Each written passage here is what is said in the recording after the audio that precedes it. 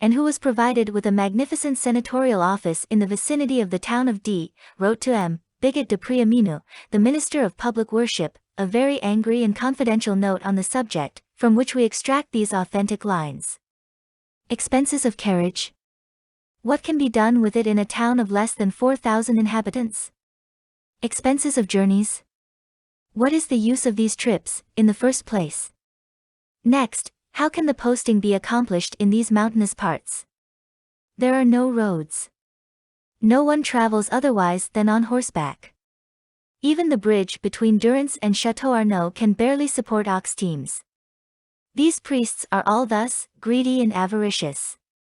This man played the good priest when he first came. Now he does like the rest, he must have a carriage and a posting chaise, he must have luxuries, like the bishops of the olden days. Oh, all this priesthood!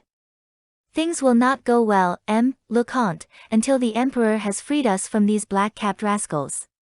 Down with the Pope. Matters were getting embroiled with Rome. For my part, I am for Caesar alone. Etc., etc.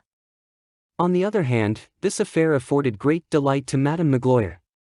Good, said she to Mademoiselle Baptistin, Monseigneur began with other people, but he has had to wind up with himself, after all. He has regulated all his charities. Now here are 3,000 francs for us. At last! That same evening the bishop wrote out and handed to his sister a memorandum conceived in the following terms. Expenses of carriage and circuit. For furnishing meat soup to the patients in the hospital 1,500 livres. For the Maternity Charitable Society of Aix 250. For the Maternity Charitable Society of Draguignan 250. For foundlings 500. For orphans 500. Total 3,000. Such was Myriel's budget. As for the chance episcopal perquisites, the fees for marriage bans, dispensations, private baptisms, sermons, benedictions, of churches or chapels, marriages, etc., the bishop levied them on the wealthy with all the more asperity, since he bestowed them on the needy. After a time, offerings of money flowed in. Those who had and those who lacked knocked at Myriel's door, the latter in search of the alms which the former came to deposit. In less than a year the bishop had become the treasurer of all benevolence and the cashier of all those in distress.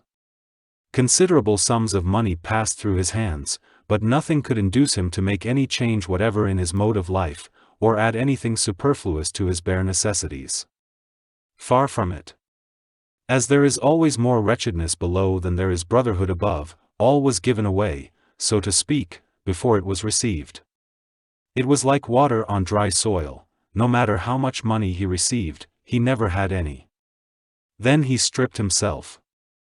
The usage being that bishops shall announce their baptismal names at the head of their charges and their pastoral letters, the poor people of the countryside had selected, with a sort of affectionate instinct, among the names and prenomens of their bishop, that which had a meaning for them, and they never called him anything except Monseigneur Bienvenu, welcome. We will follow their example, and will also call him thus when we have occasion to name him. Moreover, this appellation pleased him. I like that name, said he. Bienvenu makes up for the Monseigneur. We do not claim that the portrait herewith presented is probable, we confine ourselves to stating that it resembles the original.